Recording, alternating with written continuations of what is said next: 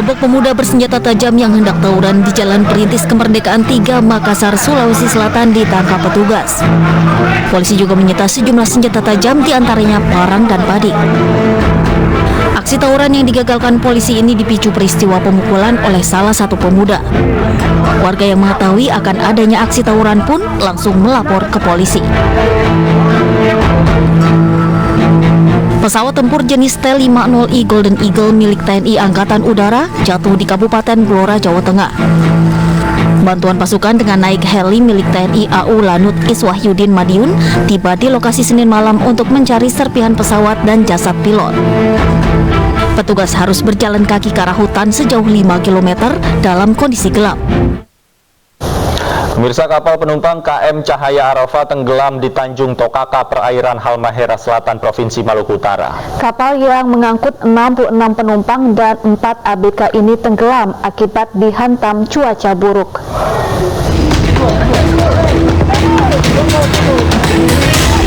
Proses evakuasi puluhan penumpang KM Cahaya Arafah yang dilakukan oleh masyarakat desa Tokaka, Maluku Utara berjalan dramatis.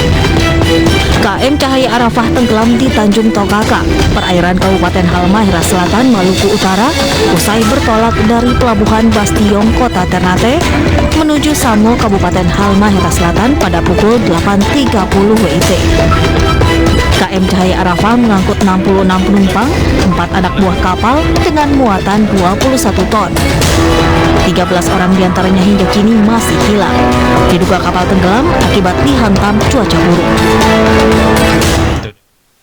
Untuk mengetahui perkembangan pencarian korban kapal tenggelam, sudah bersama kami Fatur Rahman, Kepala Kantor Pencarian dan Pertolongan Basarnas Ternate. Selamat sore Pak Fatur Rahman. Selamat sore Mbak. Ya Pak Fatur, data terbaru hingga sore hari ini sudah berapa korban yang berhasil ditemukan dan berapa jumlah korban akibat peristiwa kapal tenggelam ini? Baik, untuk saat ini kita sudah melaksanakan pencarian sampai pukul 18.00 waktu Indonesia bagian timur. Hasil pencarian masih nihil.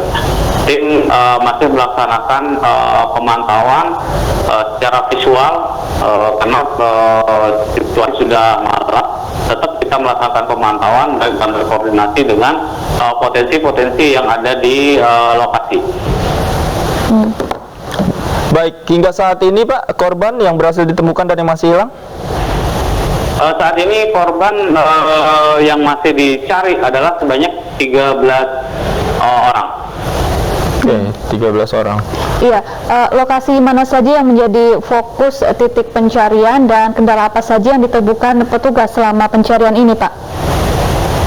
Untuk titik lokasi yang kita laksanakan, kita melaksanakan posko berupa kapal KM Pandu Dewanata sebagai posko yang ada sebagai OSC yang ada di lapangan. Nah, itu radius kita melaksanakan penyisiran dengan menggunakan rim berupa sea rider, berupa perahu karet dan berupa speed. Saat ini dengan radius pencarian kurang lebih sekitar 30 nautical mile. Oke, 30 mile. Pak, diduga kapal ini tenggelam akibat dihantam cuaca buruk. Secara umum kondisi cuaca di perairan seperti apa Pak? Apakah menghambat proses pencarian Pak?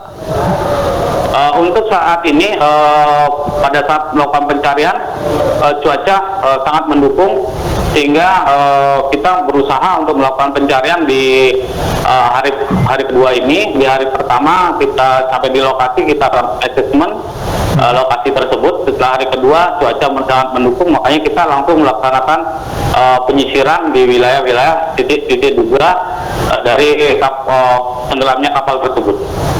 Ya, selain faktor cuaca, apakah ada faktor lainnya yang menjadi penyebab kecelakaan ini? Bagaimana dengan kondisi kapal saat itu? Faktor yang diduga kapal itu tenggelam adalah karena cuaca. Cuaca pada saat itu memang ada early warning dari